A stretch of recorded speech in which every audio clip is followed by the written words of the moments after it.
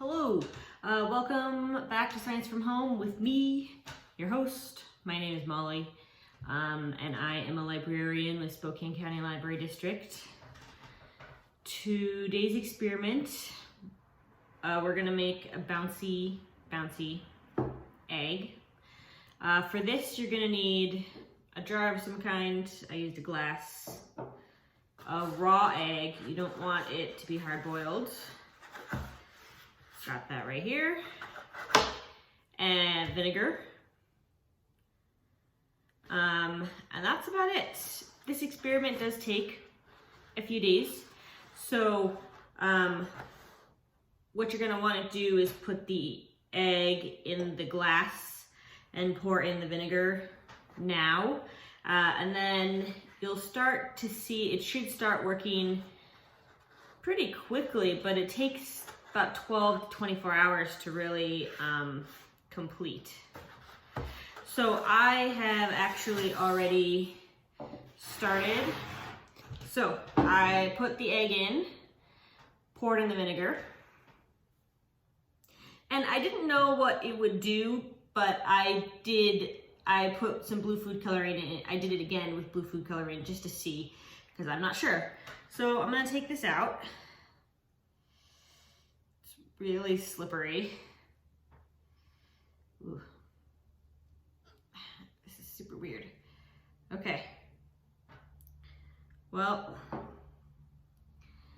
the first thing I noticed is that it's quite a bit bigger than the normal egg. So it has,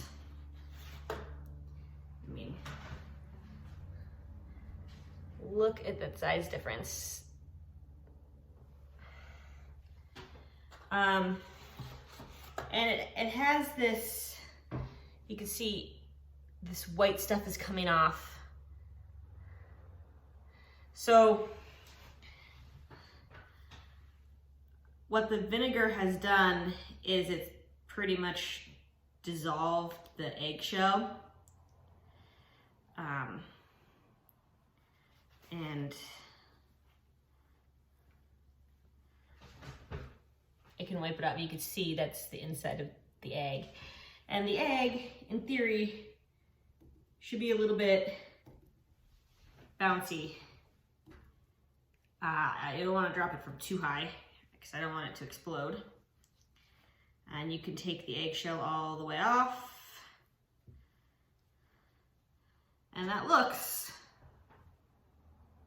pretty darn awesome.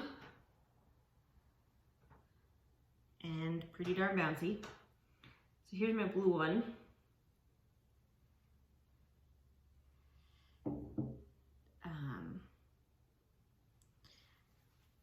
I don't know why, but the blue one just has less eggshell residue left on it. More of the eggshell has come off. They sat in vinegar for the same amount of time. So I don't really know why, but you can see, you can still kind of see the yolk inside, but the egg has sort of been dyed blue. Here's what they look like. Also sort of bouncy. So what's going on here? A couple of different things. I mean, first, we already noted that the eggs that were in the vinegar have grown in size. They are bigger than a regular egg. And this is through a process called osmosis, which means that the eggshell has a semi-permeable barrier. Those are some big words. Let's talk a little bit about that. It means that the shell allows certain substances like liquids through, but obviously it keeps most things out. If I knock it on the table, the egg will crack. It's not gonna let the table through.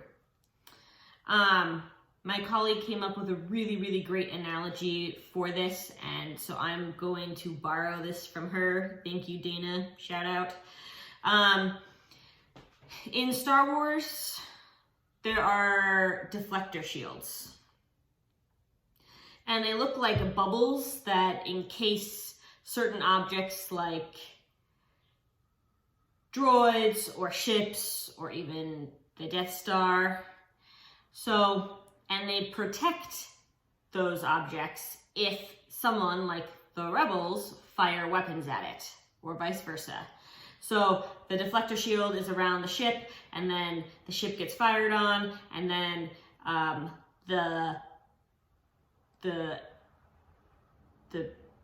it's deflected. It doesn't hit the ship. The ship stays safe. But up close, certain objects like humans can pass through the barrier unharmed. So that's kind of what osmosis is like. Most of the stuff is kept out. It protects what's inside, but it allows certain substances like water, or in this case, vinegar, through.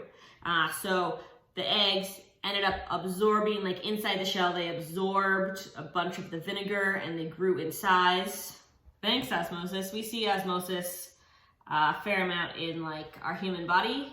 Human cells use osmosis to move liquids and nutrients inside and outside of them, so like they can absorb some stuff and then let it go. What else happened? Well, obviously the vinegar has dissolved the eggshell. This is another example of a reaction. We've talked about reactions a few times, so I'm not going to go into detail about it, but basically the acid in the vinegar and the calcium in the shell, they don't like each other, and ultimately the vinegar wins out and it dissolves the hard casing on the shell, leaving it larger and a little bit bouncy. If you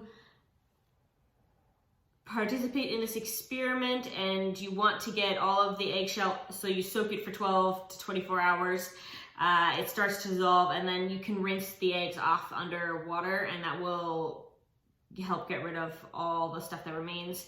I would not, I think, recommend eating these because vinegar does not taste good. So there you go. And thank you so much for hanging out with us today at Science from Home, and we will see you next time for another experiment. Have fun with these bouncy eggs. Bye.